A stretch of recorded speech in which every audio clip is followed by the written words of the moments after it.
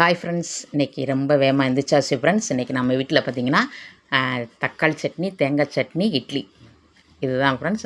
பார்த்திங்கன்னா தக்காளி சட்னிக்கு தேவையானது இன்க்ரீடியன்ஸ் எடுத்து வச்சாச்சு பாருங்கள். தக்காளி, வெள்ளைப்பூடு, மிளகாய் வத்தல், வெங்காயம், கருவேப்பிலை, மல்லிச்செடி எல்லாம் எடுத்து வச்சாச்சு. அடுத்து ஃபுல்லாமே கட் பண்ணியாச்சு ஃப்ரெண்ட்ஸ். அடுத்து தேங்காய் இருக்குது, தேங்காய் சட்னிக்கு எடுக்கணும் பாருங்கள். எல்லாமே ரெடி பண்ணியாச்சு. நம்ம அடுத்து வதக்கி தக்காளி சட்னி வைக்க வேண்டியதான்.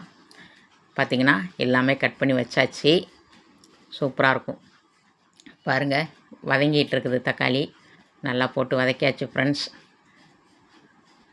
நல்லா அழகாக இருக்குது பார்க்குறதுக்கேவும். அடுத்து பார்த்திங்கன்னா மாவு வந்து நம்ம நேற்று ஆட்டி வச்சதான் நான் உங்களுக்கு வீடியோ போட்டிருப்பேன்.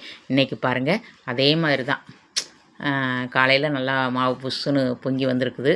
கொஞ்சம் சின்ன வாளி, கொஞ்சம் பெரிய வாளி பொங்கிரும்ன்ட்டு இதில் கொஞ்சம் அதில் கொஞ்சம் வச்சிருக்கு ஃப்ரெண்ட்ஸ். இல்லைன்னா பொங்கி வடிஞ்சிருது கீழே மாவு.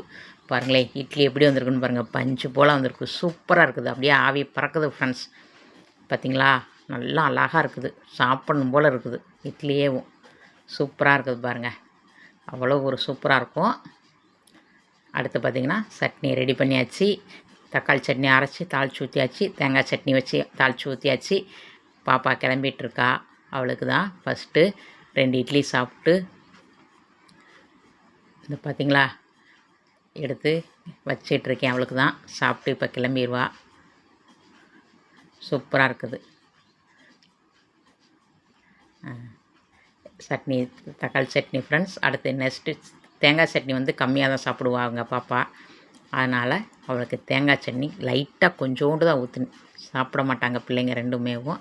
அதனால் தேங்காய் சட்னி கம்மியாக தான் இருக்கும்.